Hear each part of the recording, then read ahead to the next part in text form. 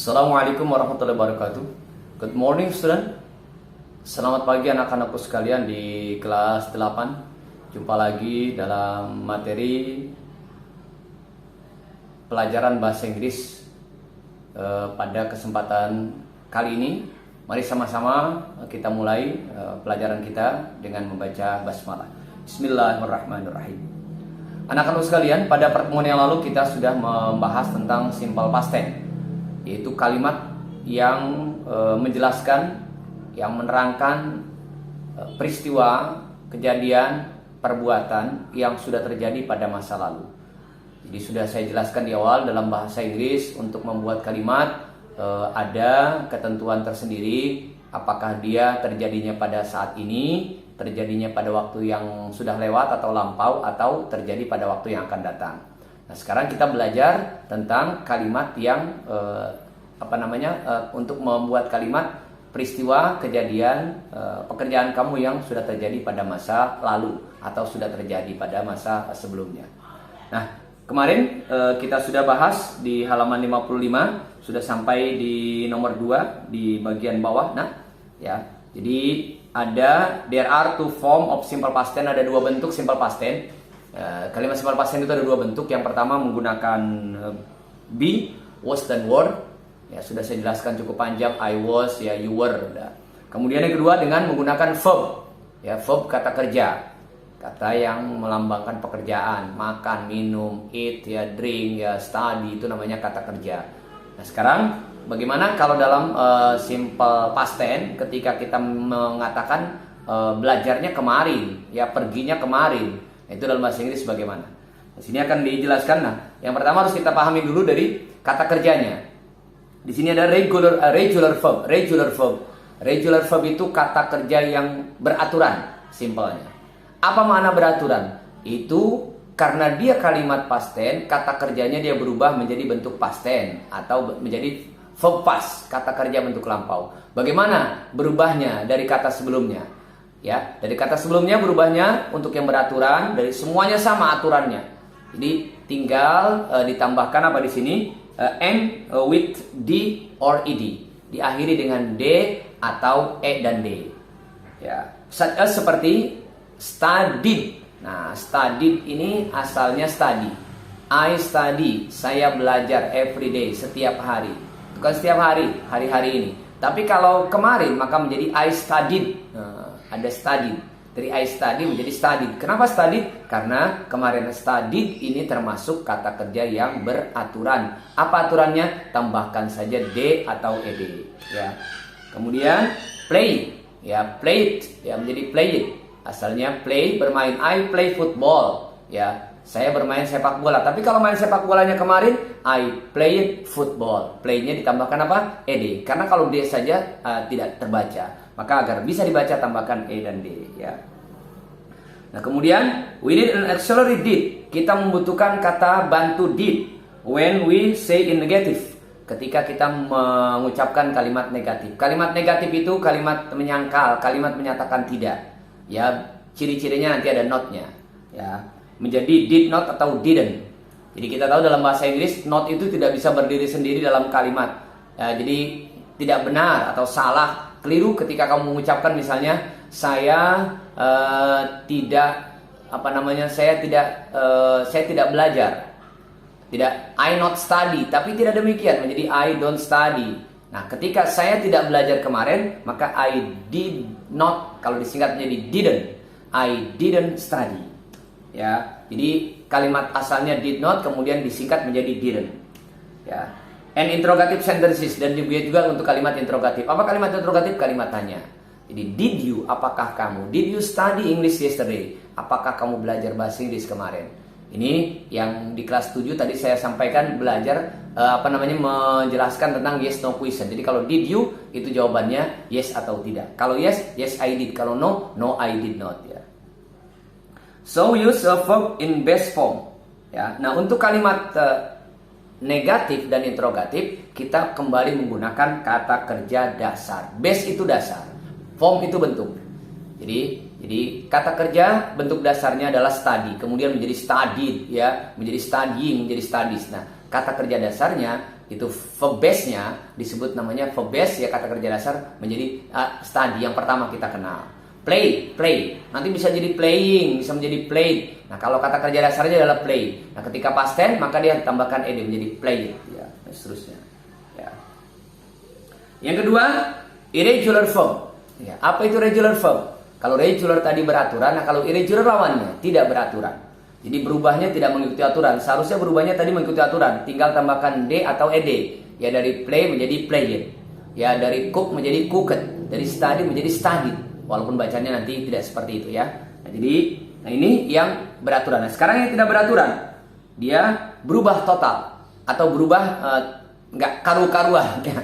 Karena memang ini belajarnya bahasa Inggris, bahasa dari mereka. Misalnya such won itu menang. Dia asalnya win. Jadi kalau win, kalau menang bukan winned. Kalau menangnya kemarin, tapi saya memenangkan pertandingan sepak bola kemarin. Bukan I win tetapi I won. Ya, W-O-N, won. Kemudian flow juga. Kemudian made itu kata made itu bentuk dari make ya, membuat. Follow the same rules in negative and interrogative sentences. Nah, kemudian aturannya sama untuk kalimat interrogatif dan negatifnya sama, kembali berubah menjadi kata kerja dasar dan kemudian tambahkan did sama not. Jadi untuk kata ya yang dia berbeda hanya kalimat positifnya saja. Positif contoh, Anita brought me cake. Ya. Anita telah membawakan saya kue. Brought itu bentuk kedua dari bring.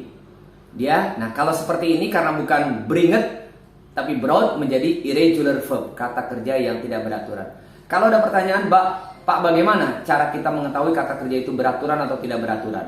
Ya, rumus pertama tentu saja kalian banyak membaca, kemudian kalian banyak menghafal. Rumus kedua adalah di setiap kamus atau ada lembar khusus, tapi yang gampang bisa di setiap kamus yang besar, di tengahnya itu akan diberikan bonus oleh penyusun kamus karena ini penting, yaitu kata kerja yang beraturan dan kata kerja yang tidak beraturan.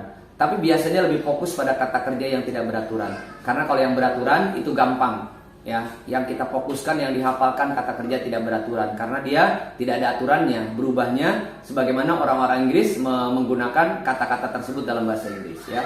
Baik ya. Nah, sekarang ya kita lanjutkan contoh di sini ya.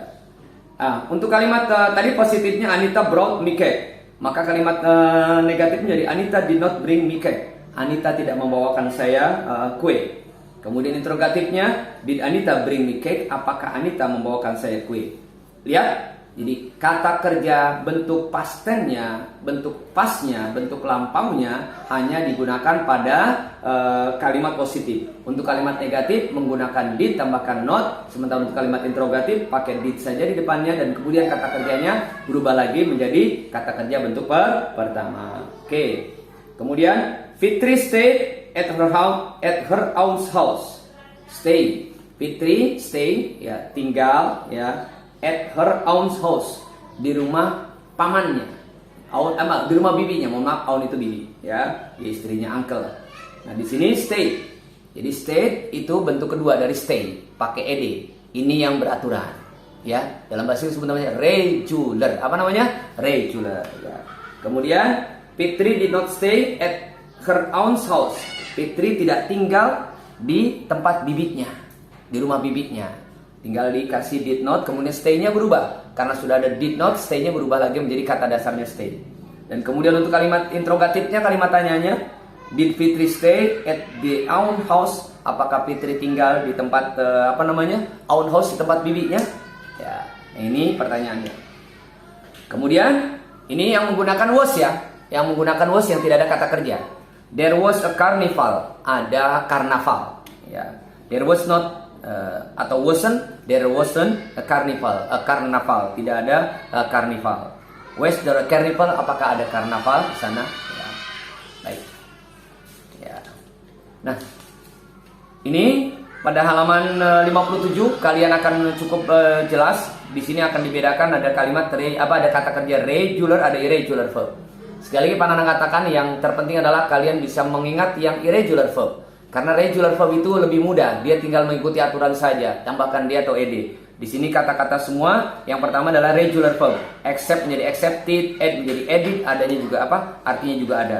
ya. Kemudian, nah, yang di sebelahnya juga masih beraturan, dan kemudian di halaman 58 ya, di tabel yang terakhir itu adalah irregular verb, kata kerja yang tidak beraturan. Begin, began, beginning. Nah, ini bacanya agak sulit. Coba diikuti saya. Begin, began, beginning. Blow, blew, blowing. Break, broke, breaking. Buy, bought, buying. Catch, caught, catching. Ya, ini progresif, ada progresif. Nah, progresif itu yang sedang berlangsung, yang kemarin kita belajar. Cut, cutting. Nah, cut tidak berubah, ya. Draw, drew. Drawing. Drink, drank, drinking. Drive, dog, driving. Eat, ate, eating. Fall, fell, falling.